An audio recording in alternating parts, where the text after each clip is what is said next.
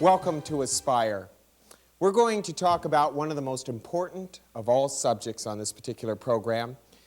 And I want to begin with a story because the story depicts exactly what we're going to be working on. It seems that there was a man who was very sincere about his spiritual pathway in his life. So sincere that he studied many years with his own chosen master. In that study of many years, he learned many things and was ready finally for the last particular lesson. And the master was about to teach him this lesson in a very unique way. He came to his student and he said to him, I'm leaving for a 3-month journey. And the only thing I ask is that you follow this one last lesson. The disciple felt ready to follow this last lesson, whatever it was, and it seemed very simple because he handed the disciple a box. This box was a very unusual box, oddly shaped to him and very ornate. And he said, I want you to take this box and I only want you to do one thing with it. I want you to place it in the southeast corner of your home. The disciple decided that's a reasonable thing to do. It doesn't ask too much of me, so he does that. He puts it in his bedroom in the southeast corner, and there it sits, and the master leaves. Well, the disciple began to look at the box, and the box, because of its unique shape, seemed to be now making the room look out of proportion with it. So, being a very good student of the disciplines of beauty and symmetry, he changes the room, his bedroom, to match the symmetry of the box. And after he gets that done, he walks out into his living room, and now his living room looks a little off. So he changes his living room to match the symmetry of the bedroom. After doing that for a while, he began to see that his dining room looked a little off, and he changed that. Then the guest room. He starts to go outside a few weeks later, and he notices that his garden and the outside of his house is now not in symmetry with the rest of the house. So he changes that. The master comes back about 3 months later, and the disciple says to him, Master, what is in this box? He said, this is a very dangerous box. Ever since you gave it to me, I've had to change everything in my house. And the master said to the disciple, you have learned your great and final lesson, because there was really nothing in the box. The box simply represents love. When we place love in our life, it changes everything about the house that we live in within ourselves. We change our thoughts, we change our attitudes, we change our whole concept of life. That's what love does. Our subject on this particular discourse is on love. For me to give you any kind of definition about love is really not a good thing, because the moment I define love, I lose it. Love is not something that is definable, it is livable. It is not something we need more of, it's something that we already have. We are a very spiritual creation. We have all the love that is necessary to live our life. All we need to do is let that love express through our life. To me, there was no one who taught about love better than Gibran in The Prophet. We're going to be working from The Prophet in this particular lesson, and if you haven't got a copy of the book, you should go get one, because On Love is a masterpiece. Gibran does not talk about love in the form of a definition. He talks about the ways of love, the stages of love. And love has stages to it.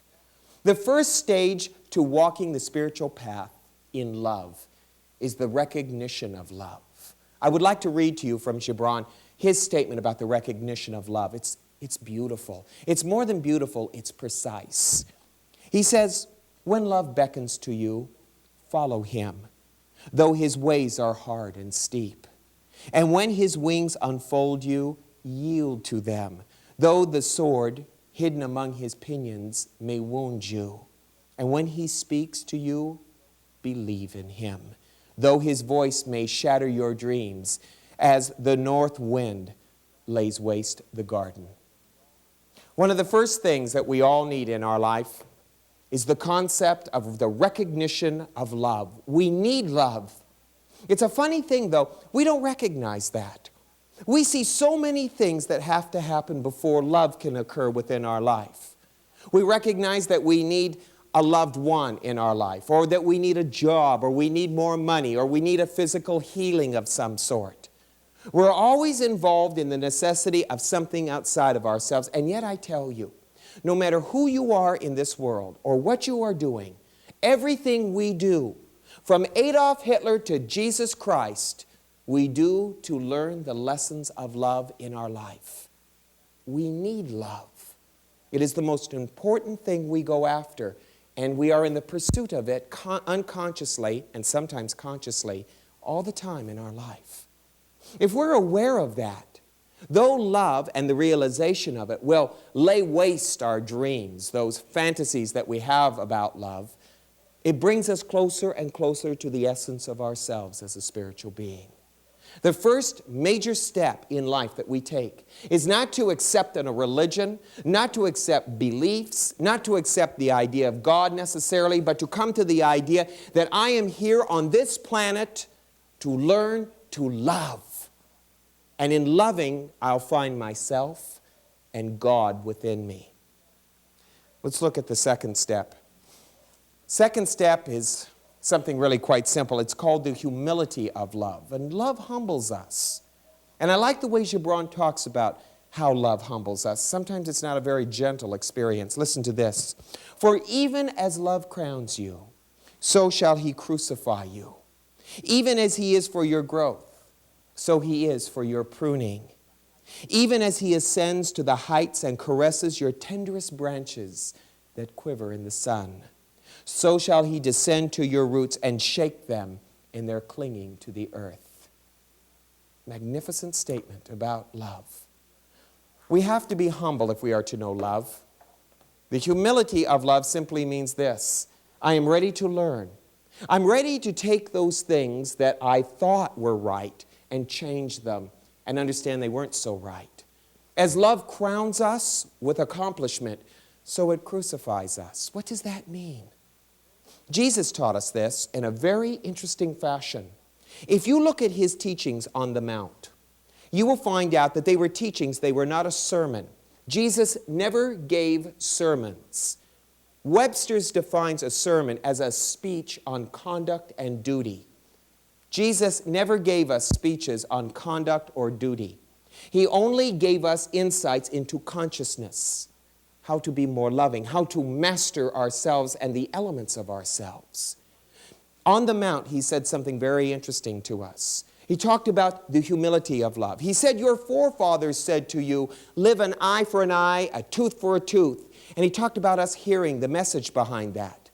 He was saying, we live for physical things, an eye for an eye, tooth for a tooth, revenge. And then he walks over here, but he says, I say to you, love your neighbor as yourself. Do good to them that despitefully use you. Speak well of them who do not speak well of you. Does that sound like the love we know? You see, that's the crucifixion of love, the pruning of love. Love takes our old concepts that revenge and hostility and hatred somehow will be justifiable in our life and says, no, they are never justifiable. Always remember that hate is never been dispelled in this world by hate. Only love dispels hate. And that's what we are after as we practice this idea of the humility of love. Let's go a little deeper. Let's look at the third form of the idea that brings us closer to love. It is something that we have a great deal of difficulty with. It's called the humiliation of love. We would never think that love would be a humiliating thing, would we? But listen to how Gibran gives it to us. He said, like sheaves of corn, he gathers you unto himself, and he threshes you to make you naked. He sifts you to free you from your husks. He grinds you to whiteness. He kneads you until you are plant, and then he assigns you to his sacred fire that you may become sacred bread for God's sacred feast. Now listen to this. All these things shall he do, that you may know the secrets of your heart, and in that knowledge become a fragment of life's heart. The humiliation of love is really very simple. You know, we hear a lot of people in life say, I've changed my mind. But the real key in life is not whether or not we've changed our mind, but have we come to our heart. The humiliation of love is to come to the point of saying, I need a change. The things that I've believed in, The things that I believed in have absolutely kept me from God, from loving. I believe that there are certain rights and wrongs that are irreversible or unforgivable. I have believed things that have hurt me. We are on a journey to our heart in this life. We are not on a journey to death where we just end our life and go to some place called heaven. We are here to progress into the unfoldment of ourselves as the Christ, as a spiritual being. And part of that is to recognize that some of the things that we have said, some of the things that we have done, some of the things that we have believed in have been wrong. And they need to be reevaluated or dropped. And that is the humiliation. To recognize that we have worked so much from our intellect, we have forgotten how to work from our heart, which is the very key to our life. After the humiliation comes another spiritual progression. And it's real simple. It is the meekness to learn. And we think of meekness as weakness, but it's not. Again, Gibran puts it so beautifully. He said, love gives nigh of itself. It takes nigh but of itself. Love possesses not, nor would be possessed. For love is sufficient unto love. In other words, learn of love's ways. Learn of the ways of your heart. Learn of the ways of your being.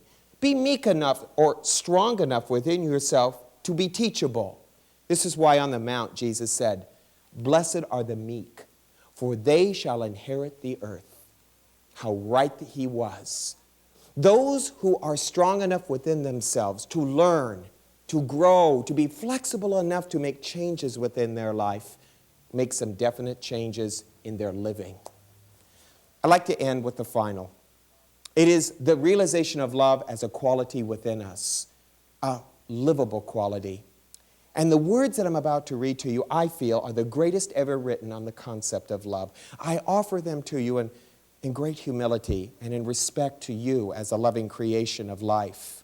Listen, when you love, you should not say, God is in my heart, but rather, I am in the heart of God. And think not that you can direct the course of love. For love, if it finds you worthy, directs your course. What is the if? What is the if? If love finds you worthy. The if is, how open are you? How ready are you to change your life? How ready are you to do the things that you need to do within your soul that will make love possible?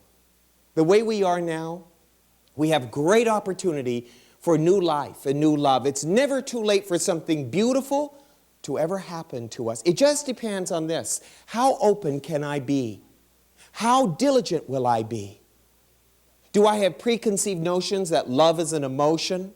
Do I preconceived notions that this is loving and this is not? And if you don't do what I think is loving, then I can't expect good in my life? Remember one thing. We are on, again, a spiritual path. We are here to find a sense of our own spirituality. If we are to find God, we must be willing to change and to grow. There are no definitions I can give you on love. I've just given you a box, and I've just placed the box in your life. And I say to you, live by the dimensions of this box. Change your life according to the level of the box. Live in the symmetry of love. The symmetry of love is compassion. The symmetry of love is always forgiveness. The symmetry of love is unconditional love. And wherever you go and whatever you face, you are working always out of the compassion and the understanding of love. There are no definitions. To me, love is like a rose or a plant or the sky, whatever is beautiful. It doesn't need me to say how beautiful it is. Love is something that you drink in. Love is something that you are. Love is something you've become. It goes way beyond emotion. It touches your heart. We are created in the image and the likeness of God, we are told. And if we really believe that, then there's only one thing we can be: perfect love. I want to thank you for the honor, the privilege of sharing with you on love. And I want to thank Gibran for his insights. And may we all aspire to the perfect love that lives within us. God bless.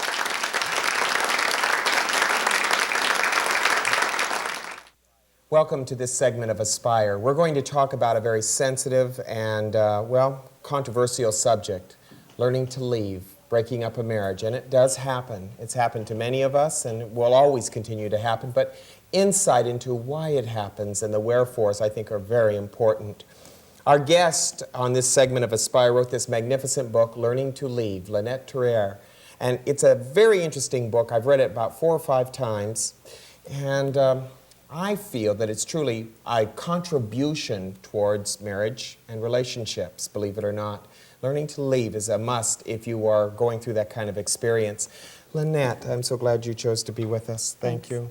We are very good friends, and I am honored that Lynette would do this. What we're going to be talking about is the breaking up of a marriage. Lynette, as I read your book, I knew, obviously, that this came out of personal insight, things that you had gone through in your own life experience.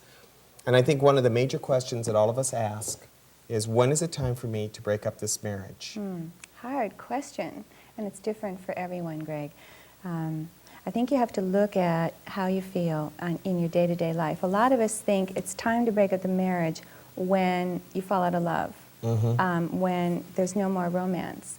And what they forget to do is look at their day-to-day existence and how do you feel if you're unhappy, if you're depressed, if you're feeling unfulfilled. That may not be time to break up the marriage, but it is time to take a look at your marriage. And I tell people, go to see a marriage counselor, join a group, get into individual therapy, and find out what's bothering you.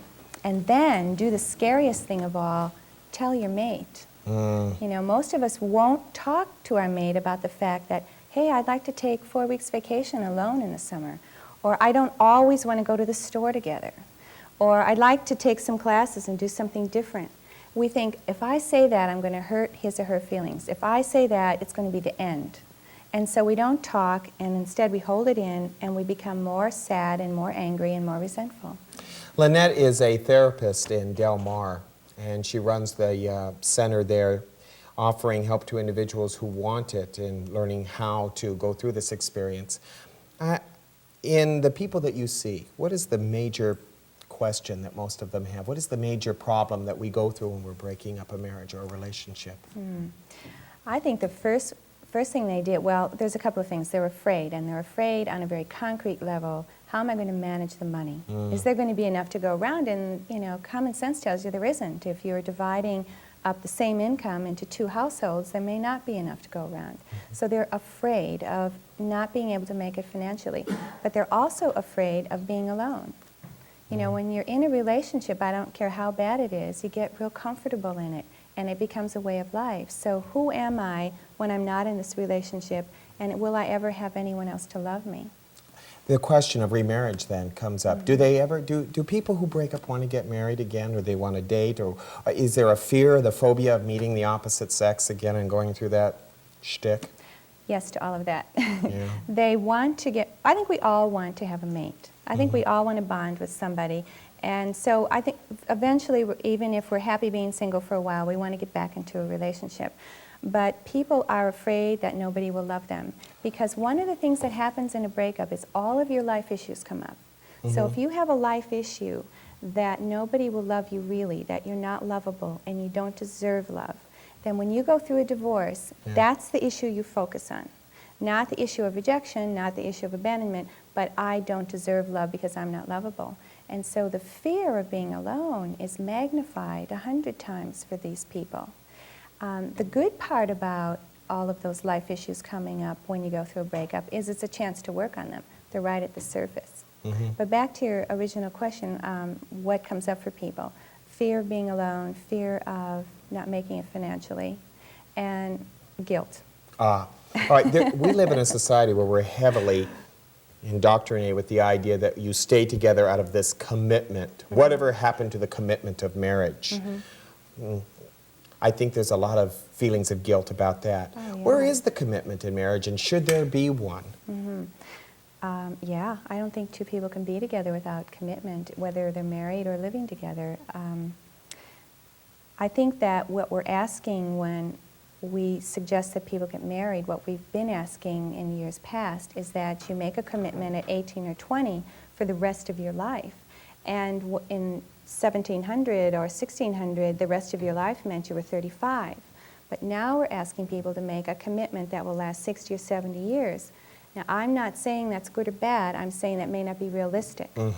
And so what we need to do is say, I will commit to you to be honest, to be truthful, to be courageous. In other words, I will talk to you. I will share my life with you for as long as that's good for both of us. And I think that's where the commitment is. And I'll tell you, if you did all of that, you'd probably be married for a while. Yeah, yeah. A long while.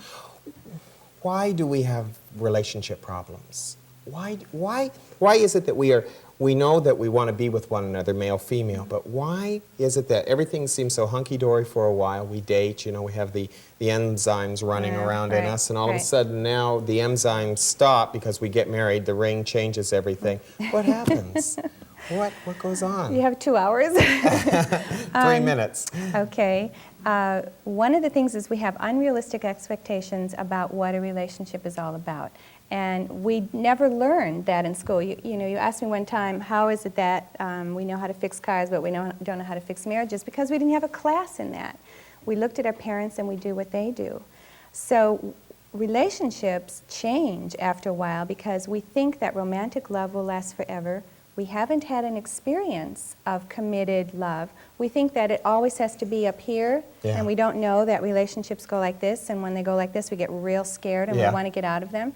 And so we just don't know. We're not educated and experienced in a relationship, and when things get a little rocky, not only do we get scared, but we don't, we don't know what to do about it. You know, you are a very unusual person at your center in Del Mar. You deal with just strictly people who are having problems with their relationships, don't you? Yes. And I know that you care a great deal. What can we do if we're in a situation where we're not quite sure whether that relationship is gelling or not, or we're having problems? What can we do? Should we go see you or a therapist similar to you? And what should be the next step? Well, I'm talking if you're going together. Yes. What you need to do is be real honest with each other in those sessions. If you think that holding back is going to help the other person, it's not. It's going to hurt them. So you want to continue to be honest in the safety of a setting.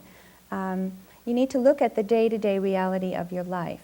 And I mentioned earlier, not just do I love you, but can I stand to live with you day after day after day? Am I happy or am I miserable? Are you miserable? And let's admit it. And if we can start talking honestly to each other about that, maybe we'll save the relationship. But if we're both really miserable, maybe we can go on and be happy somewhere else. So starting just at an honest level and being frank with each other. Yeah. Lynette, if people want to get a hold of you for some therapy, how do they do so? Call the Trier Center in Del Mar, and we're listed in the book. I would suggest also that you get a copy of her book, Learning to Leave. She's also working on a book right now, Learning to Stay, and I'm encouraging her to do that even more so after reading this. And I want to thank Lynette, and I want to thank our audience for being with us for a very important segment on Aspire, Learning to Leave. God bless. Thank you.